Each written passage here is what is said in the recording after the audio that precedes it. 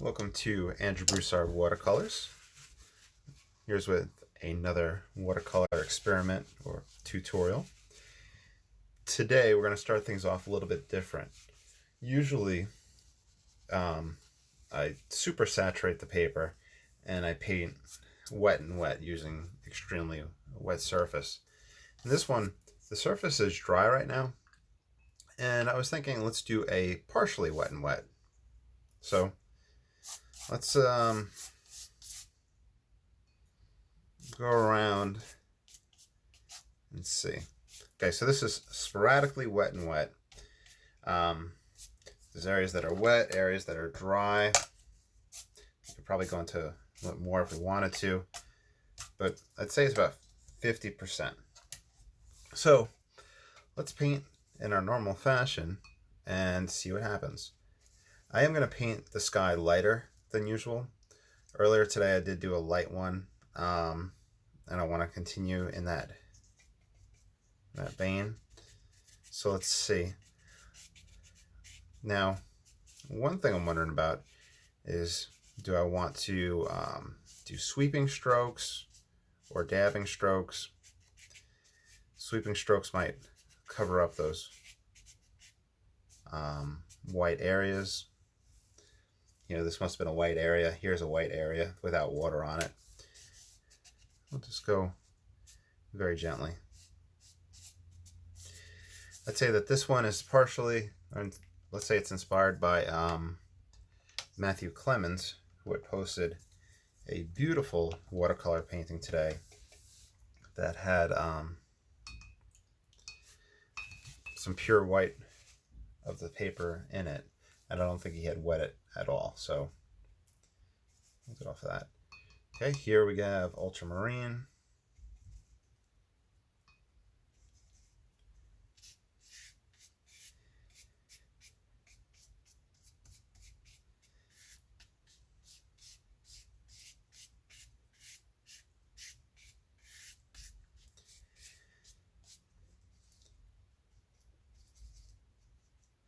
A little bit stronger concentration.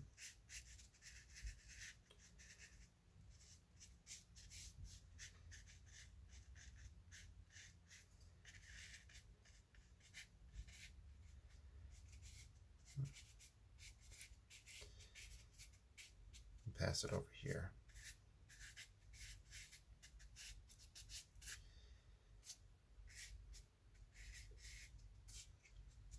Okay, we see the paper starting to do its thing where it starts to want to warp as it's wet. So I'm going to push and hold it down. We have a little bit of wet and wet diffusion taking place. We have some whites of the paper. A little too diagonal in that process right there. So let me kind of break up that composition. Let's grab a little bit of Payne's Gray.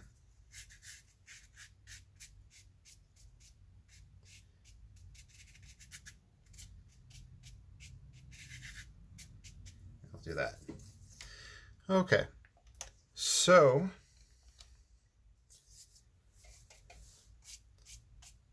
put in a little bit of the ground area. Let's mix light red oxide with ultramarine. This is going to create a distant purple.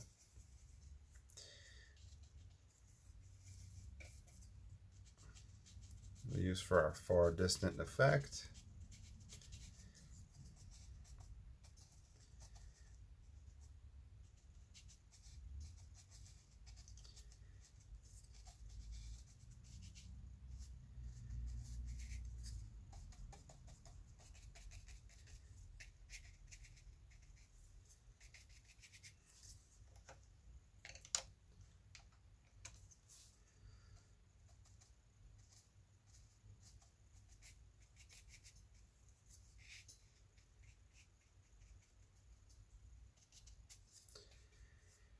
We'll have another ridge for trees, maybe in this region right here.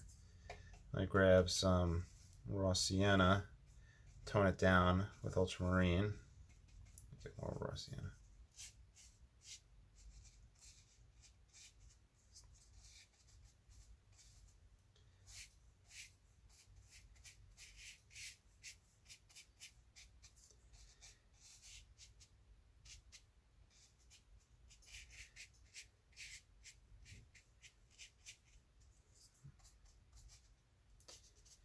All right. And let's have a foreground shape. I'm almost pretty dry right here. Yeah, I'm super dry in the front.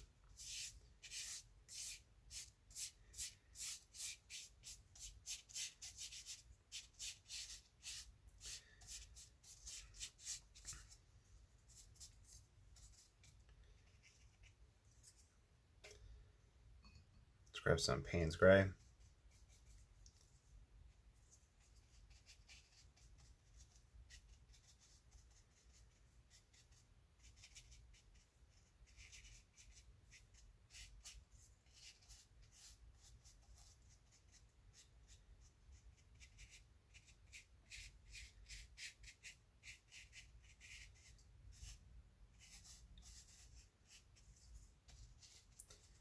Darken this ridge for trees. Shadow.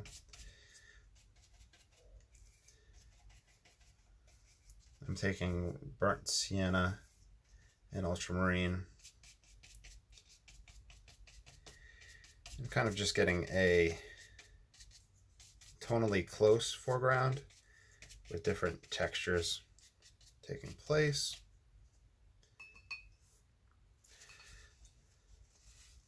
I'm going to grab some dry brush Payne's Gray for water right in here.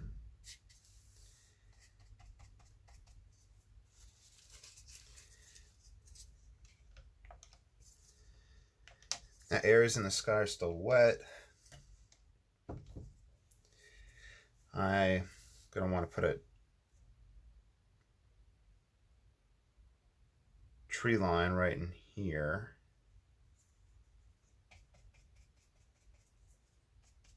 Here's some lemon yellow though.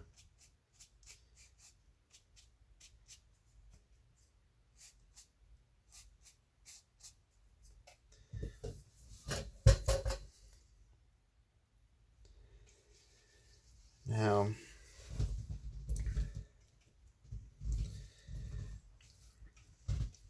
raw sienna. This is going to be the outline of the tree.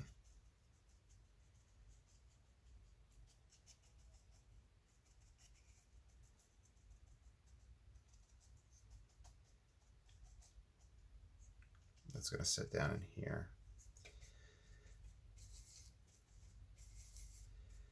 Ultramarine, raw sienna.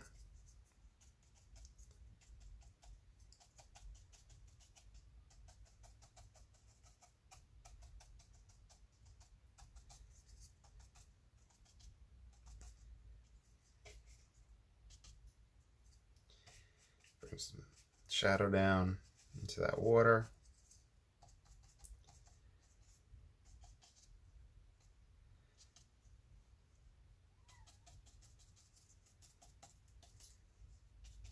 Bring a tree up along the side right here. I want to leave to be able to see through these guys. Let's get a dark to feed into these. So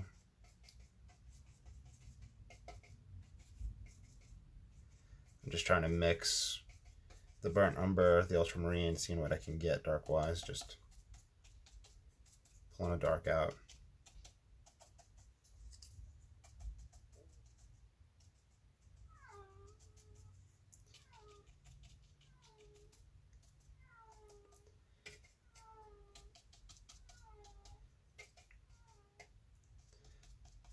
That's one of the cats. I'll be out in a minute, guys.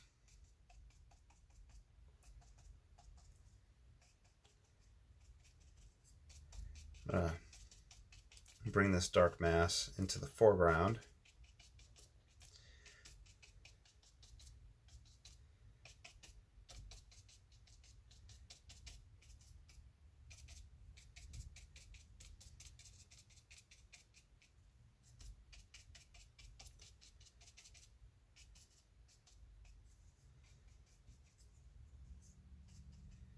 Now, a lot of these areas are getting wetter with this application. So as I go into that, I need to increase my pigment concentration. But I'm now going to bring my attention to this side and cap off this side of the painting.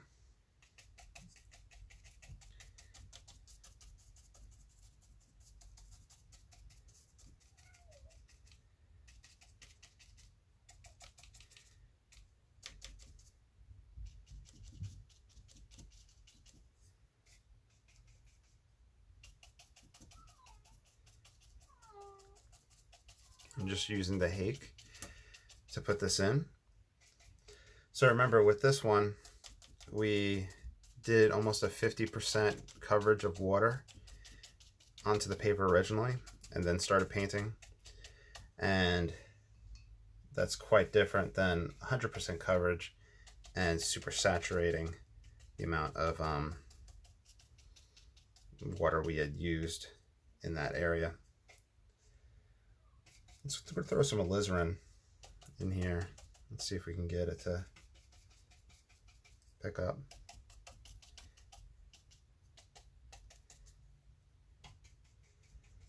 Ultramarine with the burnt umber just to get it dark.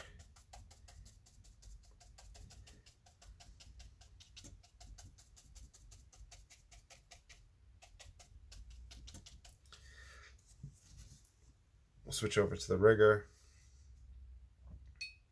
This is a number 4 rigger.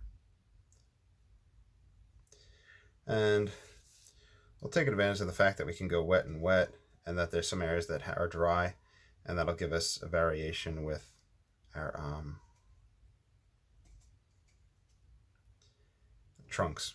So we'll have ones that smooth and soften,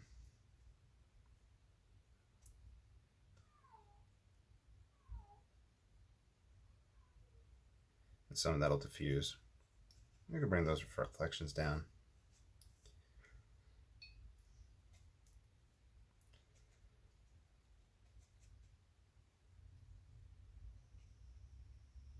Just gonna do very loose calligraphy type strokes and have fun with it.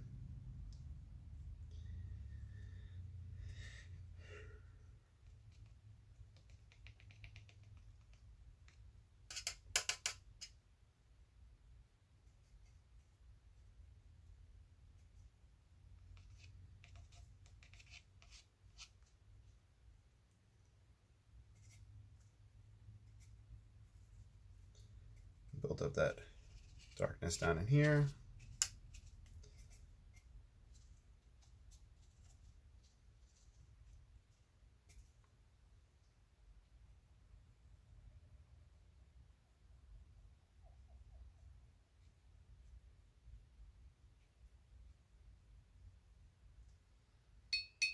And if you want, you could add some lower foliage.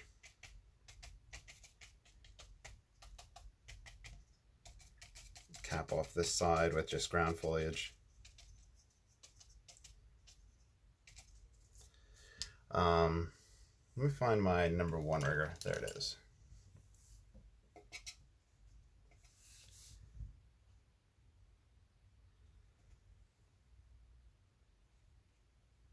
And you could just play around.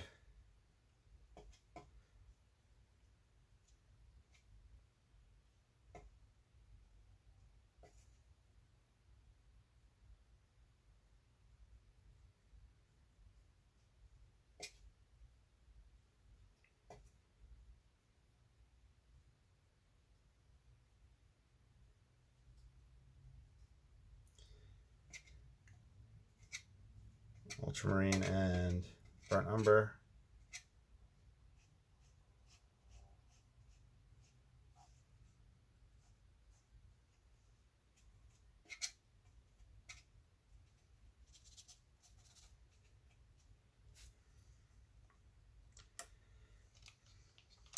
And flatten everything out. That's one thing I'm a little worried about with the partial wet and wet, where we didn't do a complete even coverage of wet and wet, is how the paper will relax. However, this is the Stonehenge Aqua, and I am very confident in this paper, so if anything would relax after being affected, I think this one would. Then, last but not least, if we want to, we could scrape some shapes and rocks in and play around.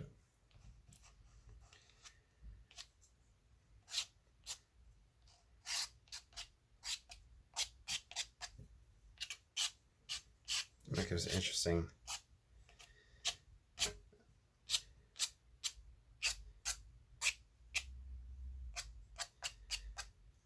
effects. So just play around, see what type of gestural strokes you can get with the scrapes.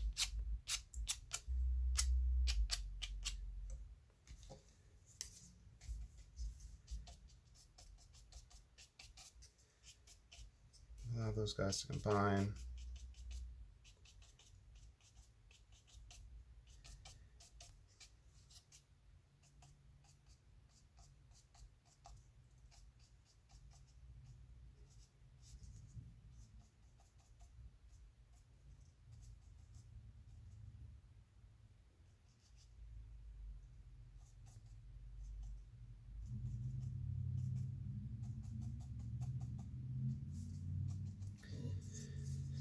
And let's try it off and we'll take a look.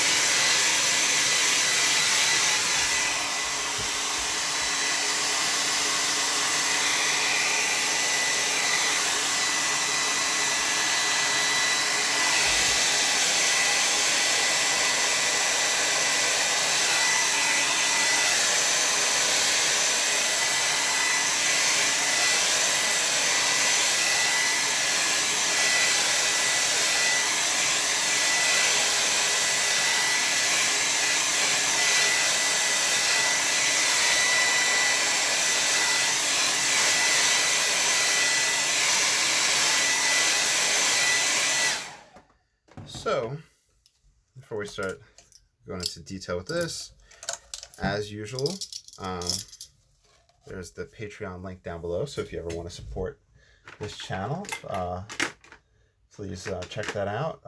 I do have some exclusive content for one of the tiers, and it just helps with art supplies and you know, keeping this channel going. Doing this, so this was, like I said, 50% coverage of water and then painting into it, and it's kind of making me think that we should do an experiment where we have, let's see, complete coverage but damp and not soaked, and we should also do an experiment where we do a complete coverage and just paint, just let it naturally dry, and paint, just keep on going through the process as it gets to almost dry phase. And we'll see the different types of effects we can get. But very fun, easy method right there, with the sporadic wetting of the paper and then painting into it using the Ron Ransom palette and the Hake brush. Feel free to give it a try and follow along. If you do, I'd love to see your results. All right, have a great day.